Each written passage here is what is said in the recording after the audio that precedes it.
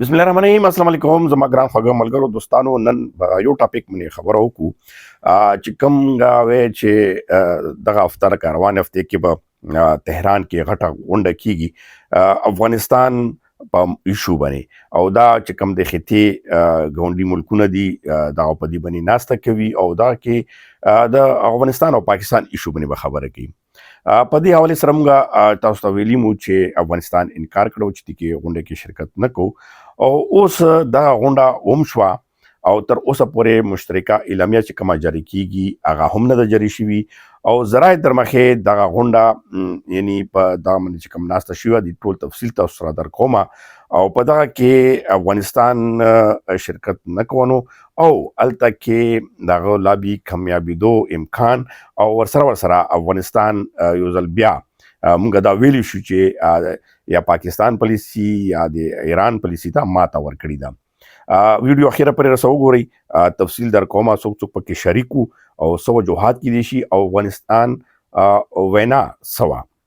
په دې حواله سره او چا ملګرو نیم سبسکرایب کړئ نو لازمي سبسکرایب هم کوي او کوم ملګرو سبسکرایب کړئ نو چې کوم ټلې بٹن دی هغه لازمي وي چې تاسو ته نوټیفیکیشن راځي. نن دغه چې کوم اجلاس وشو اوس ذرایع تر مخې تاسو ته وایي دغه اجلاس کې شریک کوم ممالکو پاکستان لخوا چې کوم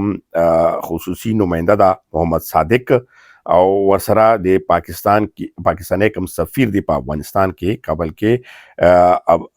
عبید نظامی عبید نظامانی دغه شریک شو نو پاکستان لخوا دغه طرفنا دغه ممبرانو اندینه علاوه چې کوم تاجکستان دی ازبکستان دی ترکمنستان دی او د روس دغه چې کوم مختلف نمائندگان په دغه کې شریکو او ایران خو الریډي میزبانی کوله. اوس دا کې ډیر عجیبه صورتحال وشو. یو خو افغانستان ایشو باندې وو او دغه کې افغانستان شریک نو بل دغه کې چې کوم ممالکو یا دغه خطې کې امن لپاره یو جوائنټ کوشش کېدو چې را د شانتي یو روزنامه وکړو یا دغه شانتي یو اتفاق رائے پیدا وکړو چې د پاکستان افغانستان ایشو ریزولف وي یا افغانستان کې هوشي. خو اصل وجو دا کې چې کوم د افغانستان پالیسی اول بس دی باندې خبرو کوم دا کامیاب ده شوا چې یو خو شرکتونو کو دویم چې کوم په دا کې شریک او خاص کر روس نوي چې د افغانستان دفاع کا امدغه شانتي ځنی ممالک نورم وي خو نمونه ځکه نه اخلم چې تصدیق شوه نه دي خو ذرایع تر مخې وي خو د روس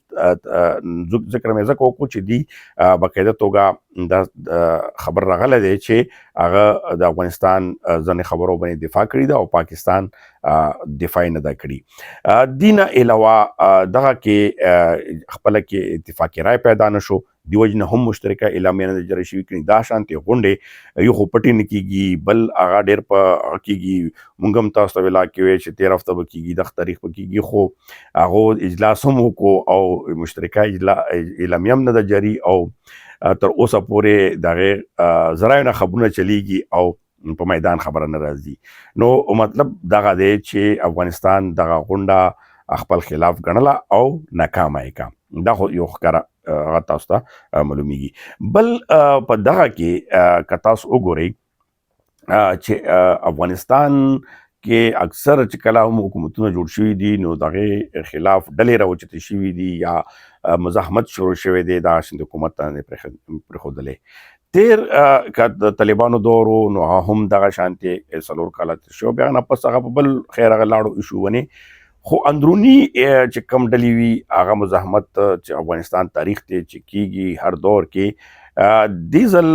دا سرونیم کاله اوس ترسي چې دغه طالبانو حکومت راغلی دی په سډول دی خو روان کړی دی ډېر ښه طریقې سره او ټول افغانستان باندې تقریبا د هغې حکومت دی او افغانستان باندې اندرونی امن و امان چې کوم دی هغې کړی دی باقیا چې کوم معاملات دي هغه خو کیږي. اوس په دوه وجوهات کې دی شي. یو خو افغانستان دغه چې یو غونډه په ایران کې دی نه مخکې هم تهران کې شوي وه چې هغه افغانستان خپل مخالف ګڼله ولې چا کې د طالبان ډلو مخالف کسان یعنی چې کوم دي هغه کې هغه ناسته کړې وه چې هغه کې بیا یو اعلامیه جاري شوي وه چې هغه هم تاسو ته پته وي چې هغه کې طالبانو حکومت نه نرمي یعنی د ښځو حقوق دغه شي نور مطلبې شوي نه شي. پاکستان کې هم څو غونډې وشوې چې هغه خفیه دي او خامخا انټيليجنس هغه هم برقرار ساتي، نو هغه ترسي افغانستان ترسي. نو په دا وجوهاتو باندې افغان طالبان چې کم دي هغه اوس دا غني چې ایران پاکستان دا خپل مینس کې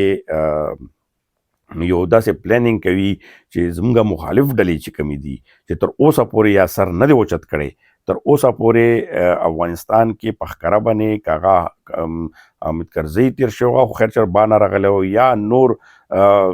د اشرف غني کیسې یا نور، خو هغه نه علاوه لکه د نور ډلې چې کمی په شمالي که تاسو وګورئ یا داسې نور ډلې ډېر نومونه دي خو هغې خاموشي ولې ده. اکثر د پاره هغه به مزاحمت کړی وي، په تیر طالبانو دور کې هم هغه مزاحمت ښکاره وبم، خو دغه دور کې نشته. دغه یو عجیبه غونې صورتحال داسې پیدا شوی. اوس کم دغه څیزونه هغوی چې دوباره اوبر کوي او دلته کې دوباره معامله جوړوي، نو دغه وجوهات دي چې هغه په دغه چې کومه غونډه وه ناکامه ګرځولې ده. اوس صورتحال تاسو ته مخکې دی چې دا پاکستان د افغانستان خبر نه ده، بلکې دا انټرنیشنلی یو لابي سیستم روان دی. د افغانستان دباو یا د افغانستان باندې مختلف سنکشن لګو خو الریډي دي، مختلف نړیوالو ادارو یا داسې نور کیسونه روانه ده، خو دا کم موجوده سیټ اپ دی په دغه کې لږ چینجنګ راوستل یا دغه سیټ اپ چې کم دی بدلون راوستل یا دغه شانتي نور